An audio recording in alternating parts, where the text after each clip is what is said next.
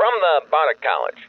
While a few important NPCs have been granted the descriptor of witch, like Tasha or the Simbul, actual classes have been pretty sparse. There were a few classes in the early days in Dragon Magazine, and a witch kit in AD&D 2nd edition.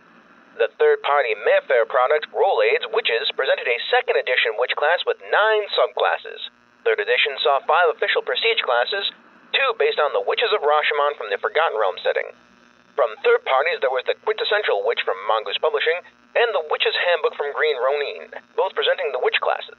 Pathfinder even stepped in with their own core witch class from the Advanced Player's Guide. Even in D&D 5th edition, most witch options have been third-party offerings, including a wizard subclass from Schwalb Entertainment and a witch class from Kobold Press's Deep Magic Volume 2. I guess the concept of an official witch class in D&D is just cursed? Who writes these puns? I swear to God, I sound like a bad spell gone wrong. Also, happy Halloween.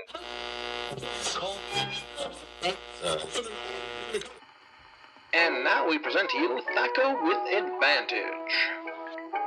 Welcome to Thac0 with Advantage. We're two friends that have been playing D&D a long time. While we both love lots of other RPGs, D&D haunts our dreams, always lurking just beyond sight in the shadows. Hi, I'm Ange, and I've been gaming for over 35 years. In 2014, I started writing for Gnome Stew, and I've been running the Gnomecast, the Stew's podcast, since 2017. In 2021, they made me head gnome, which I always forget to tell people when I tell them I work for Gnome Stew.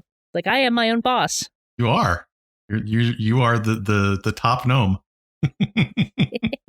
And I am Jared, the review gnome at Gnome Stew. I've been gaming since roughly 1985.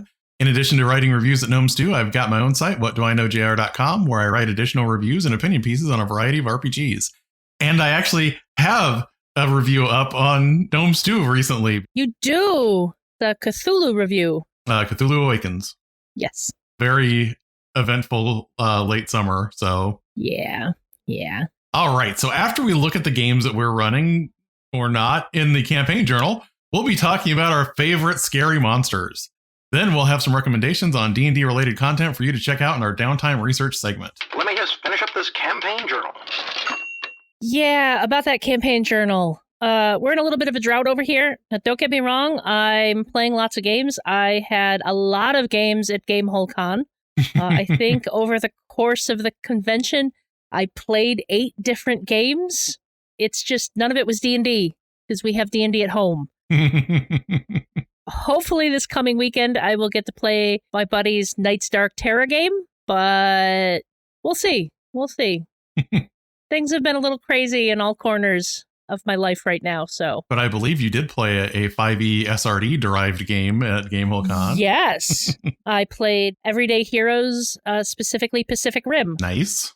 Which was let me punch a kaiju in the face, which was awesome. That is awesome. I have no gaming going on until November, so, that'll be my birthday gift. I have gaming again. I mean, hopefully we'll get to play the Midgard campaign next week. Yes, but by that time it'll already be November, so... Yeah, it'll be November as soon as Halloween is done. And there's supposed to be snow. Like, I looked at the weather today, and the weather says snow on Halloween, and I'm like, screw you, Mother Nature. I mean, I know we're screwing things up down here, but come on. Welcome to the Dungeon Master's Workshop. Moving on into our Dungeon Master's Workshop, one of the things that makes monsters fun is the fact that they scare the crap out of people. With that having been said, we thought we'd take this time to look at what we think makes a scary monster and talk about some of our favorite scary D&D monsters. So, moving right on, in general, what do you think makes a scary monster?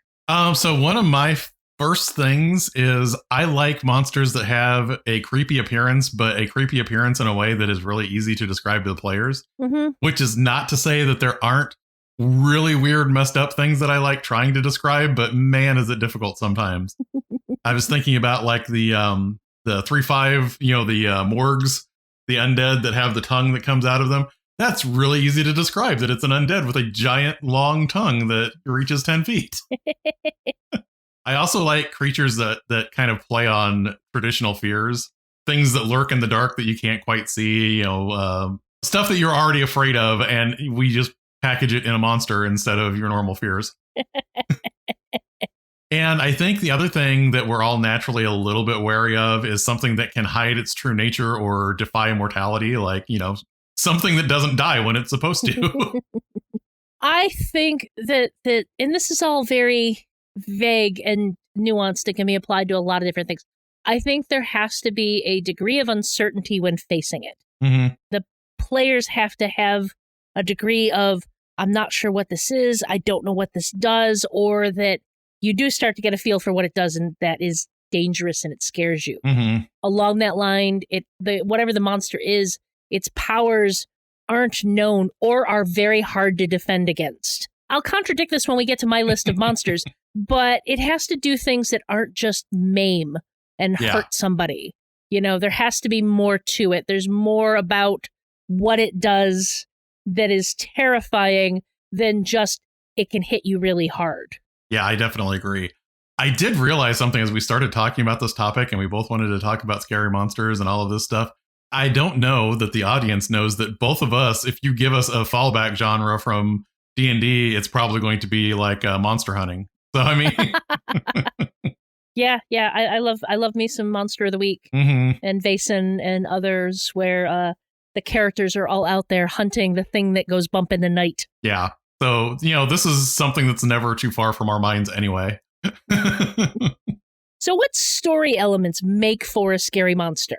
I like origins a lot of times that are kind of tied to some kind of classic tragedy. Mm-hmm. I'm going to throw out the poster child in D&D for this, but, Strahd von Zarovich and, not being able to marry the woman that he loved because she married his brother, so he makes a pact with death, and that's how he becomes a vampire. It's like, Strahd is a terrible person, but all of that stuff is understandable that leads up to him becoming what he is. It's like your heart breaks a little for the bad guy, because that's a really raw deal, man. But at the same time, why you got to go that way? Why you got to go so hard? Oh, yeah. And, Lord Soth is another great example. This guy that, you could stop the cataclysm, but then all of these people are going to reveal that you may have done away with your wife so that you could marry this other woman. And you want to ruin your reputation, or you want to save the world. He's still a terrible person, but there is an understandable underlying, tragic thing to their origins there. And then, of course, there's always the, something that just makes you, realize something that is very uncomfortable. Even this is probably one of the simplest things, but even think about Star Wars when the Millennium Falcon flies into the space slug's mouth. Like, just that idea that you slowly realize this is not a cave that we're in. I think as far as story elements, and I mentioned this previously in what makes for a scary monster, but I think the danger needs to be hard to defend against. Mm-hmm. One of the issues we've run into with D&D is there are a lot of mechanics around combat, around, how you do things. And that can sometimes take a little bit of the mystery away from things. There are people out there who say you cannot run a horror game in D&D for these reasons. It's hard to build that level of suspense when everyone knows if I hit it hard, if I roll a 20, I hit it, right? And that can be a little difficult to deal with when you're running D&D and you want to go for scary. Mm-hmm. Not impossible. It is possible to do scary in D&D. I have done it several times. In fact, one of my players regularly jokes that all games are Cthulhu games because there's always some unknowable horror out there. I don't quite agree with that, but I understand where he's coming from when he says that. Yeah. So I think that the danger needs to be hard to defend against it, that there needs to be tension and there needs to be stakes. Mm-hmm. Those are the types of things that can make the scary monsters really scary. Yeah.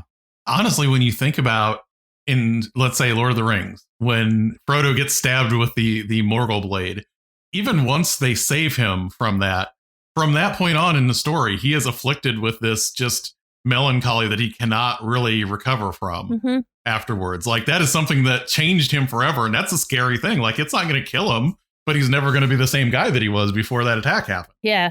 And it can be a little hard to achieve that type of thing in a D&D game because the characters are supposed to be heroes. They're supposed to be able to bounce back from adversity really quickly so they can continue on with the adventure. Mm-hmm.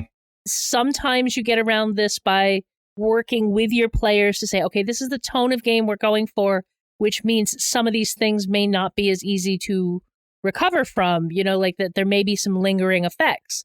But it has to be something you broach with your players ahead of time, because if you try and do this without talking to them, it's going to be very frustrating for them, especially if they understand how the game works. And no, I should be able to make a save and keep going. This shouldn't be a lingering effect that bothers me. So you have to work with your players on that. So what game mechanics make for a scary monster? So I'm going to reorder some of the things that I was going to say, just because you brought up a really good point at the end of the last thing you said. There is a game mechanic that is really good for expressing some of the stuff that we almost never use, and that is writing a new trait for your character that reflects a change that happened to them. I think part of the problem with that is traits are all kind of tied into that fuzzy, we kind of use traits to award inspiration if we remember to. But even at that, though, just having that on the character sheet where you write this trait down and, there are, let's say, 5 important things about you, and now there's 6 important things about you because you wrote this new trait down. That might just be enough to remind you this thing happened and it's never going to be completely, reversed. And it is something that you can remember to role play as an element once you write it down as a trait. Not quite that, but I know I had a couple players lean into, so in the Depths of Zendrick campaign, when they were crossing the ocean, they were attacked by, I can't remember the name of the monsters. They were a third-party monster. They were it was my alien scene on the boat, because the monsters had planted these seeds, and they were coming in from the Shadowfell. And they'd had a couple of other instances where they had brushed up against stuff from the Shadowfell. So one of my players leaned into this, and he ended up taking a feat that kind of was built off of the idea that his exposure to the Shadowfell had changed him. I've noticed a lot in third-party supplements, especially Kobold Press has done a few other progression tracks that are similar to fatigue. They have one for if you're exposed to the plane of shadows. There's another one that's if you're exposed to mythos energies and how it starts to warp and twist you a little bit. So that is another neat thing that you can do, is having those progression tracks where I'm probably not too bad off until I get 2 or 3 of these, but I am going down that road of something being bad in the future. Yeah. This part, I think, kind of dovetails with the story elements, but I really love monsters that if you kill them, you can end the encounter, but they're not going away. This ghost haunts this place. If you reduce it to 0 hit points, it's gone tonight. Yeah. If you come back here tomorrow, it's back. I like monsters like that where you still have to, if you really want to put that ghost to rest, you need to find out why it is an unquiet spirit. But yeah, sure, go ahead and, try and cut away all of his ectoplasm every night at the same time. And I mean, that is something, again, that can be a little difficult to manage in D&D is having a recurring big bad, because, if your players kill it, it's supposed to be dead. You don't want to take that away from your players, but you also wanted a big bad, and now you don't have it because your players defeated it. And how do I do it? It's a ghost. It dissipates. It's gone for today, but it'll come back tomorrow.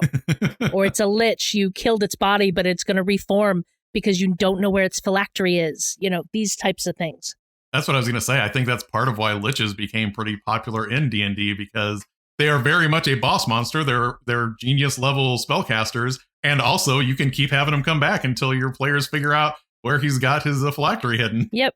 The other thing that I like that I don't see enough of is when a monster can inflict a condition like frightened or something. And if someone has that condition, they now either have access to a new ability or one of their other abilities is worse. And I like that combination of mechanics. Yeth hounds do that when you are afraid of a Yeth hound. If it bites you, it does the piercing damage from the bite, plus you take additional psychic damage because you're already afraid of this horrible thing. And I like that kind of synergy in the rules. Yeah, that type of stuff is fun. There's plenty of mechanics that do things like, instead of just doing damage, they apply a condition, or they diminish a character in some way, or, most of this is temporary, but it's still it's a type of thing that if you're the player and this is a tough combat and you get hit with something that's going to make you roll at disadvantage for the rest of the encounter, oh man, that's terrifying. Mm-hmm. As a GM, you don't want to abuse this stuff. You want to use it judiciously so your players aren't afraid to do things in the game, but at the same time, if you're going for frightening, this is some cool stuff. Yeah, I mean, not too long ago in our campaign, we just had like the fight with either the Dream Wraiths or the Night Hag. Both of those are things that if someone in the party falls asleep, they can do much nastier stuff than they can if you stay awake. Yeah. So that was a fun thing to play with. And people like trying to decide, should I keep hitting this thing or should I wake them up before it does something terrible to them? Yeah. So let's move into the best part of this episode. Let's talk about our favorite scary monsters from D&D. What are your favorite scary monsters and why do you enjoy them? I'm going to be boring with my first one, but I love vampires. I mean, I love vampires as a D&D threat because they are one of those things where it is one of those instances where you can knock them down to 0 hit points. And if you didn't cut their head off or stab them through the heart, they go to 0 hit points and then their mist disperses. And then you have to find out where their coffin is at. Yep. So it does become that whole like, I need to find where their coffin is at or else this guy is going to keep coming back and biting me every night. And I don't want to be bitten anymore. As a side note, when you run a vampire, make sure you look at everything because there are resistances and other things that the last time I went up against a vampire, and it wasn't Jared, the last time I went up against a vampire, the GM kind of forgot about a bunch of things and we took him out pretty easily. And we realized afterwards we should not have been able to do that. But yeah, I've always had a soft spot in my heart for vampires, and it's a soft spot that would easily take a stake. So if I turn into a vampire, you wouldn't have a hard time getting rid of me, I guess is what I'm saying here. So So one of my favorites is the Oblex. The Oblex came out, I believe, in Mordenkainen's Tome of Foes. Mm-hmm. It's actually got a little bit of an interesting history behind the creation of the monster because it was created as a response to a Make-A-Wish Foundation request from a sick child. The designer worked together with the child to come up with this monster. And it basically consumes, it's a slime, it's like an ooze, and it consumes memories and creates echoes of the people whose memories it has eaten. I terrified the heck out of my players with the Oblex spawn, which is the lowest level version of this. They face them as, I think, 2nd level characters. And after that, they were forever terrified of this thing. And in a later session, when they were high enough level that they could have easily taken it on, they ran. They ran rather than face this thing. Because they knew that it just ripped a memory out of somebody's mind, and then it would create these shadows and echoes of the memory and the person, and just, they're really good monsters. They're definitely worth exploring. Yeah, I love the story behind them being able to do all that creepy stuff. Yeah. Sometimes it's nice, like, even if something just does damage, it's nice if there is a good story behind what the damage represents. Yeah, and I had my players like give me like memories from their childhood or something like, and I'm like, does you feel this slipping away? And they're like, that's terrifying, Ange. Why would you do this to us? Because it's undermining their sense of who they are. It is a true existential threat. It's wonderful. So my next one is a fairly traditional D&D monster, but I don't think people play it up as a scary thing as much as just like a weird brute a lot of times. And that is the Slotty. I love the idea that you have the red slods that can inject an egg into you that will gestate and basically alien you. Anything like that's terrifying. And then the blue can like just stab you and your cells begin to mutate until you turn into another slod. These are great creepy monsters that you could, these are great horror movie monsters, but I think people get a certain idea in their heads when they read Toad, and they don't actually go out and look at what a toad really looks like or think about what it would look like if a toad was 6 feet tall and had like bone spurs sticking out of its arms. And I also think there's a little bit to the fact that they are played up as like the epitome of chaos a lot of times in D&D. So people think about that and like, oh, how can I make them chaotic and random? And it's like, you can do that too, but also they're just worried about making sure there's more slod, and they make sure there's more slod by making sure there's less of you. Next up on my list are the Rakshasa. Mm-hmm. Now, I mean, of course, I'm a cat lady, so I appreciate anything that looks like a giant cat. But when you dig into what the Rakshasa are and how they operate in the game world, they're terrifying. Mm-hmm. It's like they are creepy and terrifying. And the last time I faced one, I was playing a sorceress. So there was not a whole lot I could do because, my support spells are almost non-existent and I couldn't hurt it with magic. You can't hurt it with magic, but it can hurt you with magic. So I think I ended up using polymorph to turn into something just to hit it occasionally.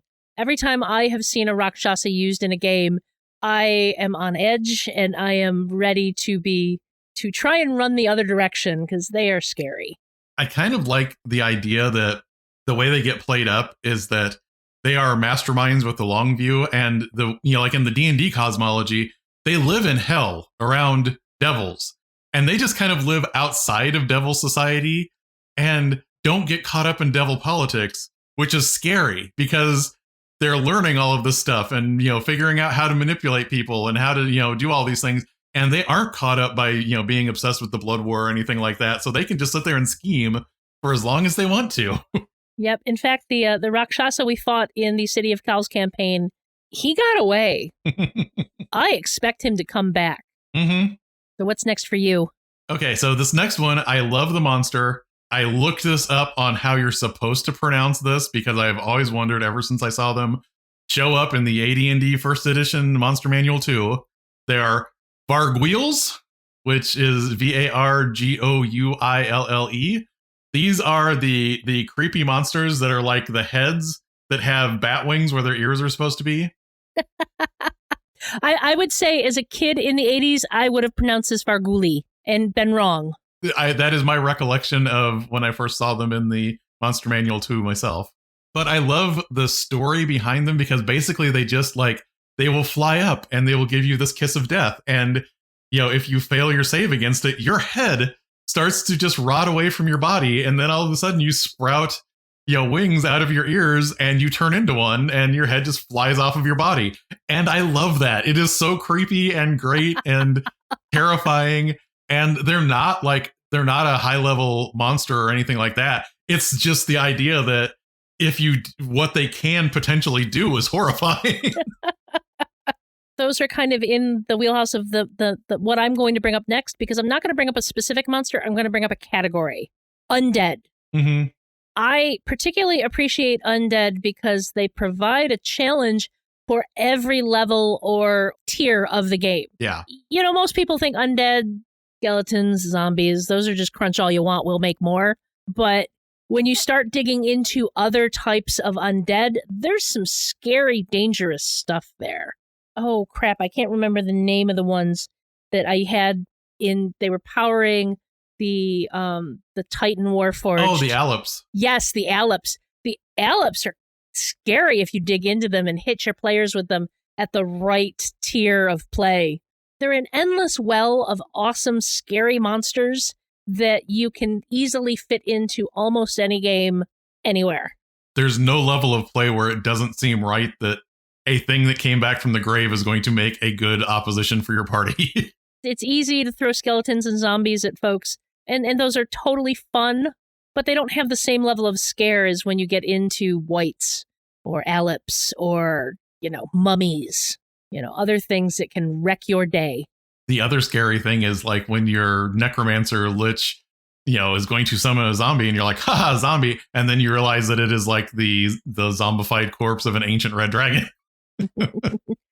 We also had in the City of Cows campaign, we fought a zombie that was once one of our friends. Oh yeah. Which, that's you can hit your players hard when all of a sudden you find out an NPC that they had a relationship with. I can't say I like this guy. He was a bit of a jerk, but he was friends with one of the other PCs. Mm-hmm. So having him show up as a zombie guided by a necromancer telling it to attack us was like, oh man, that's not cool. Oh yeah.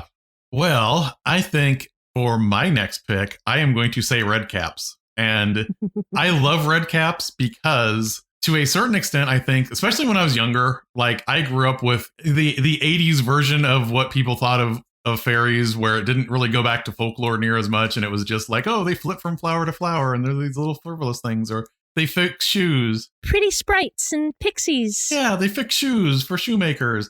And red caps were one of those things that got me to, looking into, no, there were some really scary fae creatures. And red caps are basically like the serial killers of the of the fairy world.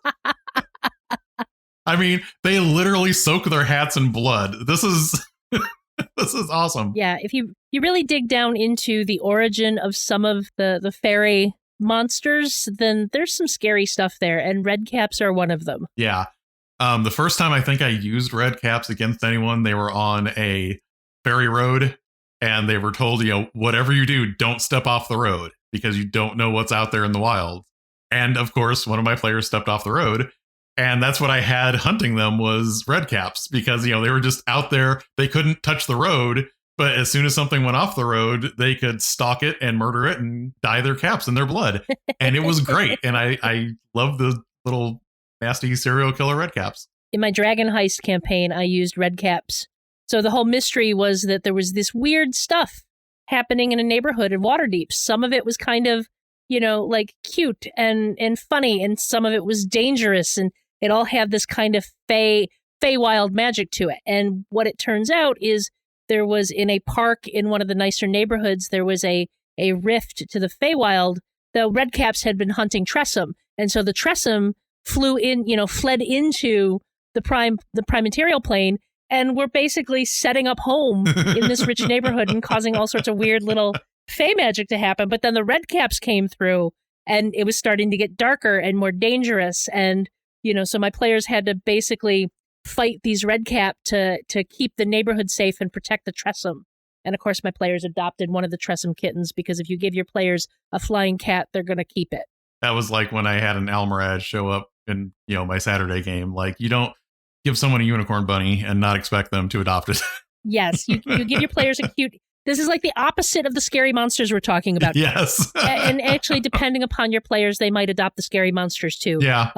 But if you give your players a cute monster, they're going to want to keep it. They're really, really going to want to keep it. We do have someone that has a pet void dragon hatchling. Yes. That's traveling with them right now in our party. Yes, we do. The other thing, though, that I like about red caps is it is something, and I'm going to try and keep this tangent brief, but red caps remind me of something that I've always liked about Joker as a character before I got so burnt out of him that I could go a couple decades without seeing him again. And that is Joker, when done really well, makes you laugh at him despite the fact that he's doing something really horrific because it's being done in an amusing way. Yeah. I still, to this day, as serious as the movie is, and as horrible as it was, I love the pencil trick in The Dark Knight. Oh my God, the pencil trick. Because I was not expecting that. I can't watch that scene. I was just like, oh my God. Oh, goodness. I can't believe I'm saying this. I'm moving on to something less scary. I'm going to move on to the Eberron monsters. They're not less scary.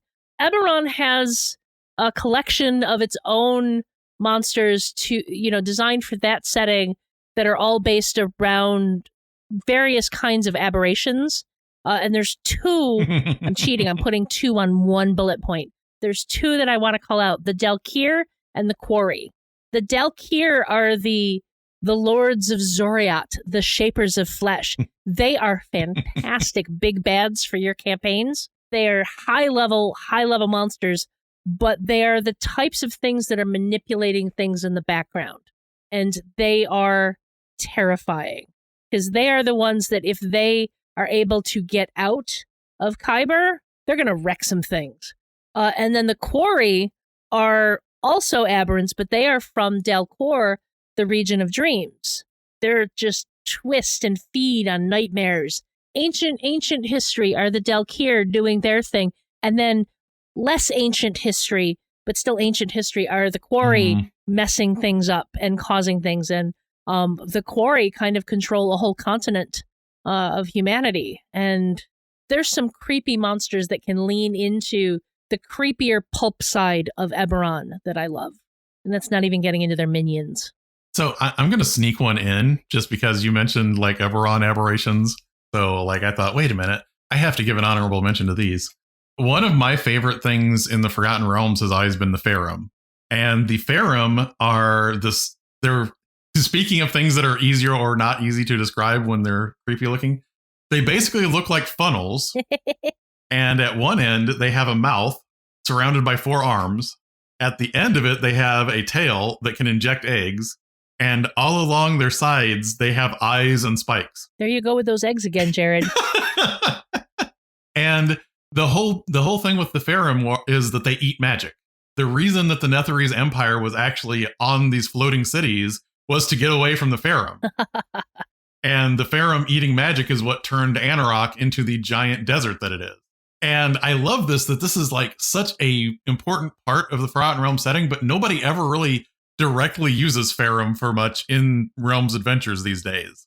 But I always really love those things. And the other thing that's just, the other thing was back in the old days when someone would say, well, what's Elminster doing that he can't, deal with things? Well, the Farum used to be statted out as like 22nd level spellcasters. So like if one of those things breaks loose from their prison under Anarok, it's like Elminster's going to be a little busy. Yeah. So I mean that was kind of one of those built-in things where it's like this is what they deal with at their level. Don't worry about it.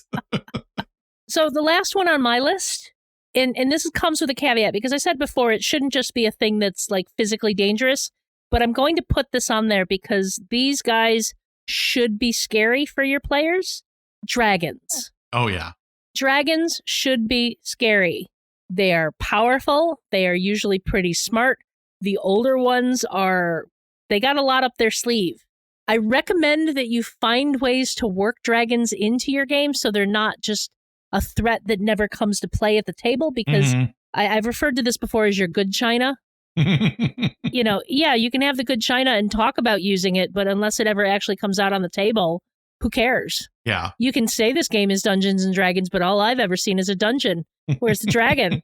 So you really want to work the dragons in there, and they should be a challenge for your players. Yeah. This can be difficult to manage with the way CR works and all of that, but when done right, dragons are scary. Oh, yeah. They should be a threat to your players. And I think the other thing about dragons that's always kind of got me is, from the time I read The Hobbit on, that's like a template for a dragon encounter for me because you have someone that is terrified of this dragon. He's not going to fight it, but the dragon will sit there and banter with him for a while. And you're just thinking about this poor guy that's sitting there knowing that this dragon could kill him at any moment. But the dragon is, a little bit upset, but not, he's more curious than annoyed. And I just love that kind of interplay of dragons just kind of, playing with their food, basically, because as I've said many times, dragons are just giant fire-breathing cats. They really are. And if you know anything about cats, you should be afraid of cats that are big enough to eat you. The last one I was going to bring up I was trying to think of different kinds of undead that make you scared because they do a thing to you and you could turn into that type of undead. And I was trying to think, what is the creepiest personification of that idea of, you have this time limit before you turn into this dead thing in front of you. And sometimes it's, I failed to save, so, tomorrow morning when I wake up, I'll turn into this. But I think the thing that really gets me is the Spawn of Caius. And the Spawn of Caius, if you have never seen them before, oh my gosh. Spawn of Caius is basically a zombie that is filled with little green worms. Ugh. So the Spawn of Caius itself does not turn you into undead, but every time it hits you, some of these worms can fall off onto you. And if one of them burrows under your flesh, eventually it turns you into a Spawn of Caius. And I just love these things because this is such a visceral, horrific indication of like, I don't want to turn into this thing. Ew, this is gross.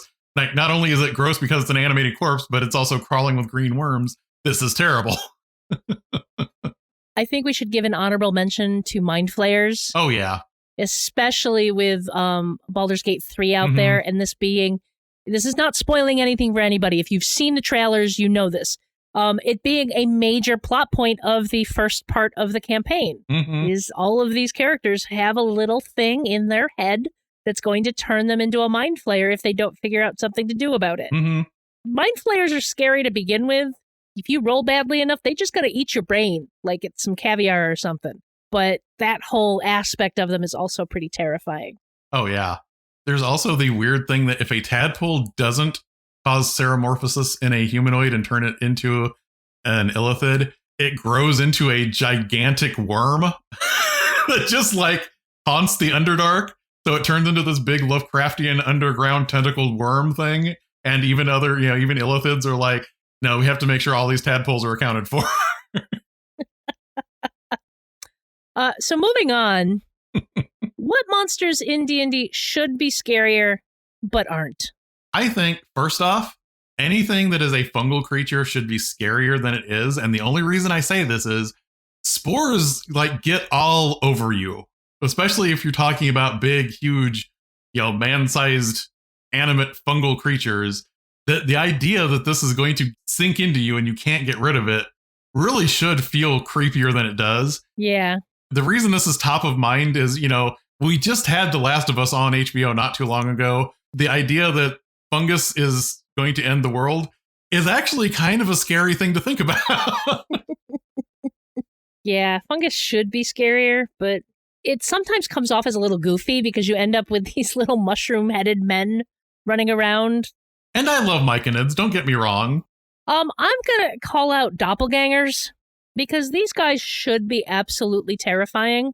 And I'm sure some GMs make them terrifying because anybody who can make themselves look like somebody else and just slip into your party should be terrifying. But I think this is going to fall into the problem that a lot of monsters that should be scary have is they're too well known by the D&D community. It's hard to have a doppelganger live up to its potential without doing a little bit of railroading or splitting the party and telling some people in the party things that you don't want them to share with other people. And all of that is more trouble than it's worth. But yeah, that idea that, this can look like anyone. Yeah, and I've actually seen doppelgangers kind of end up a little more sympathetic in some games lately where you've got a community of them trying to just live their lives and getting hunted out because they're doppelgangers, they can take over and blah, blah, like the Skrulls. Yeah. I mean, this is Jared and I. We are talking. We're going to reference superhero stuff. This is only the second or third time this episode. Yes, this is only like the second reference, I think. So, but doppelgangers should be scarier than they are. I agree. I think large animals should be scarier than they are. One thing that has been an ongoing issue that I have with certain animals in D&D is it almost feels like most animals are designed so that by the time you're third level, they're not really a threat anymore. And it just feels weird to think that, I've been adventuring for 2 months. I'm a third level character and I can go solo a bear. A bear that is angry at you should be terrifying. Yeah, even a normal mundane bear should be terrifying. And then you tack on the dire category to it, and like these things should be treated with a little more respect. Yeah, I mean, I was just talking not too long ago to someone, and I knew someone that had an elk at their farm that they kept in a pen. And that thing was very majestic, but it was also like, I cannot believe this thing is this enormous. Like, it is just, it is awe-inspiring to be that close to something like an elk that is that big. Yeah, ask anyone who's driven down a road up in Canada or Maine and seen a moose. Nature's tanks. My next one are trolls. Trolls should be scary. They're big, they regenerate. But again, it falls into that category of anyone who's played D&D for any length of time has fought a troll. They know what a troll is. I really don't want to play that I don't know that fire is what you want to use against a troll. Yeah. It's tired. I'm just tired of trolls. I don't mind fighting trolls. You throw trolls at me all day. That's fun, but don't make me pretend that I don't know what a troll is. Yeah. And I get people are going to be like, Ange, you want to play what your character knows and your character doesn't know. How come my character doesn't know? Trolls are so damn common that there should be folk stories going around like, oh, trolls are bad, but you throw acid or fire on them and that's what's going to save your butt. Because that's what a lot of folk stories were about, is like the things you needed to do to stay alive. So let's kind of respect the culture a little bit. If trolls are so damn common that we're fighting them at third level, come on, man. Let me know that fire is what I need to do. Yeah, I mean, It is hard for me to argue that, oh, you shouldn't tell people what their weaknesses are when you have setting elements like the outer wall of Waterdeep is referred to as the Troll Wall because it was erected during the Troll Wars when people in the north were fighting lots of trolls. This is a natural thing that is part of, history in the north, is that there was this huge uprisings of trolls that just came up out of the swamp and started eating people. And we're going to build walls and throw fire down on them. Yeah. The next thing that I'm going to say, I think they are scary, but I think as far as official D&D goes, they are relegated to a smaller niche than they should be, and that's hags. I completely agree with you. When I made that night hag for our campaign, I built a greater night hag. I took night hag abilities, but then kind of measured it versus a higher CR to build her up, because night hags have all of this great lore behind them, and they're like CR5 creatures. Yeah. And it's like, there needs to be bigger, juicier hags or like greater versions of some of the existing hags. I've used hags and faced hags several different times over the last few years in D&D games. And the last time I remember being scared of one was in the City of Cowls campaign, where we fought the hag who was the source of the blight that was poisoning the land. Mm-hmm. She was scary. That was a tough fight. But again, the GM very specifically had to tailor her so that she was a danger to our characters. Mm-hmm. We just had in Scott's Undermountain campaign, when we were doing a kind of little offshoot from Keys from the Golden Vault, mm-hmm. where we fought some hags, and that was like a cakewalk. Now, admittedly, he let one of the players get off a purple worm poison on a hag, and he did like 80 damage, and this was the rogue, so he was a rogue. He had the poison damage. He critted. He did like 80 damage on a hag. He took out a hag in one hit. Broke the coven, mm-hmm. made the rest of it. But it was a cakewalk after that. And the night hag in your game was like, she was tough, but I know you had to build her up. Yeah, and it's really funny because if you look at like the lore around hags, you have the D&D, CR5 ones, and then you have like Baba Yaga, who is basically like this, godlike, uber powerful archfey, and nothing in between. Yeah, I just think there definitely needs to be more hags at more tiers of play there. Yeah, my next one was going to be hags too, so you go again. My other one I think is interesting because I don't think people try to make them scary, but I think it's also one of those things where people make assumptions too, and that is celestials. If something from heaven that is glowing and can strike something down with a word shows up, adventurers should probably be a little bit more scared of them. But this is one of those things that's bound up in a lot of D&D assumptions where people are thinking, oh, it's probably lawful good, so it's not just going to randomly, kill people. And, not thinking this is this immortal thing that is, one step below being a god, and it could glare at me funny, and I would literally start burning my skin off. I think, it's one of those things that I believe some of this comes from watching Supernatural for a long time. But they do things like if they, on that show, like if they actually speak with their true voice, like, your head could explode. Like, these are things that I kind of associate with celestials from other media that don't get translated as much into D&D, where they're just sort of, hey, we might show up and there might be a misunderstanding, so you have to fight them briefly, or you might summon them to kick somebody else's butt. I don't have anything specific to call out, but again, I'm just going to say there are a lot of monsters in D&D that should be scarier than they are, but because they're tropes, mm-hmm. they don't have the impact they should. Yeah. Sometimes you can get around this by finessing what you do with them, but you got players who are experienced with D&D, they're going to know some of this stuff, and they're just going to like roll up into it no matter what their character knows. So yeah, it's kind of interesting because when you look at like the folklorishness of things, heroes, the first time they run into something, even if they're wary of it, they're not really scared of it. But then on the other hand, you're thinking, if I just went out for my first day on this job where I decided I was going to be an adventurer, and I see like skeletons walking towards me, I'm not thinking, oh, if I hit this thing with a mace really hard, this won't be that hard. I'm thinking, that's a dead guy and it's walking. Yeah. It's a dead person that just got up. What? That's not. I don't like this. I think one of my last things that should be scarier is the Trask, and we should point people towards like John's book, because yeah, our good friend through Encoded Designs wrote the Book of the Trask.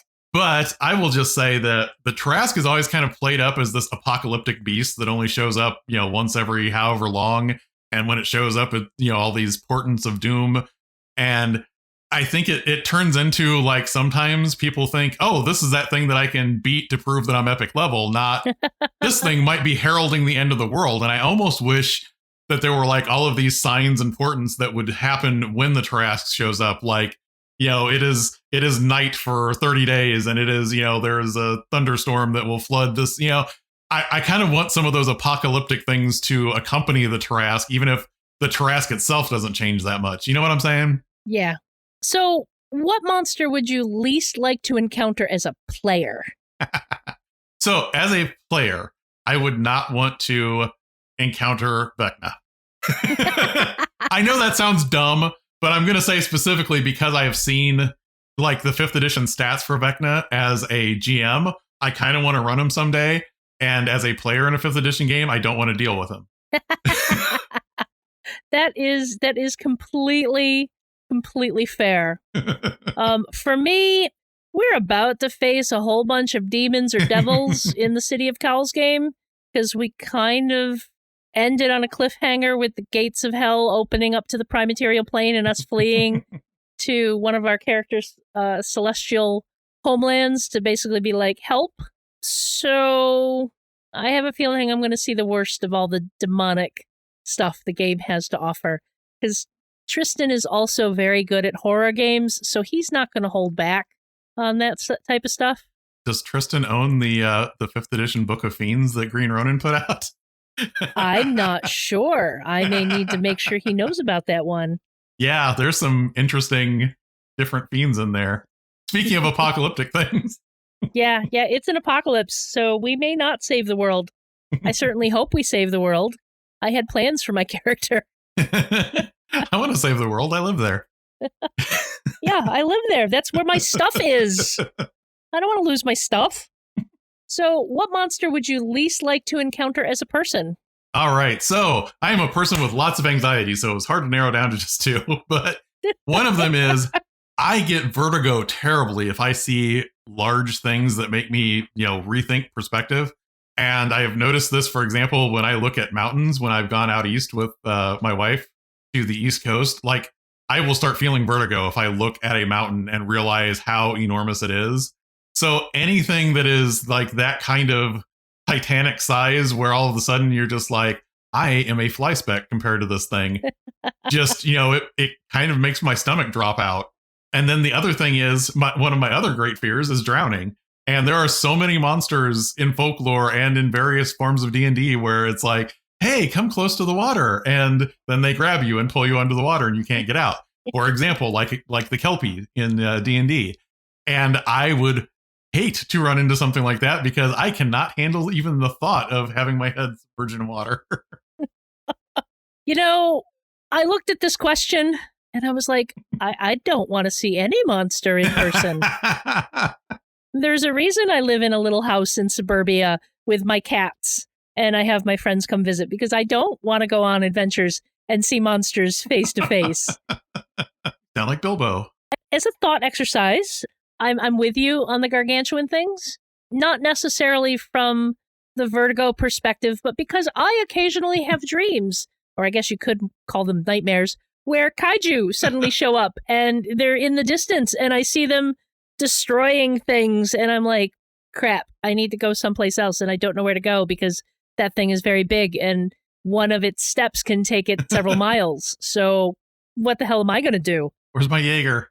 Yeah, where's my Jaeger? Where's my Jaeger? The other thing is anything that would make me not who I am. Like, so all of those things Jared keeps talking about planting eggs and worms and tadpoles that turn you into something else is like, that's a thing. I don't want that. No, thank you. And I think now that we turned this into something where we were both bringing up things that are personal issues, I would like to stress once again, make sure that your players are okay with the things that you introduce in your game, because by the time you listen to this, it'll be the end of the Halloween season. I've been watching horror movies all month long to stay in the spirit of things. But the thing is, there is a limit. There are certain things, even as horrific as some of the things I watch are, there are certain things I will not watch. And it's not that so much that they're worse than other things, it's that they are triggers for me that I can't even enjoy. I can enjoy watching someone's head explode, but there are certain types of horror I cannot, I can't watch. And that's even less gory than a head exploding. We are long past the days where it's cool to put spiders in your game because you know somebody is afraid of spiders. Yes. You should be doing the opposite. Yeah, that is not cool. We want this to be fun for everybody. And sometimes it's fun to be scared, but we don't want to take it to a level where we're causing somebody actual mental harm. Yeah. So have your lines and veils discussions, have active safety tools at your table so somebody can tell you in the moment if something is actually getting to them. Make sure you're being safe at the table when you're running scary monsters. Yes. No time for rest, you two. Get on with your downtime research.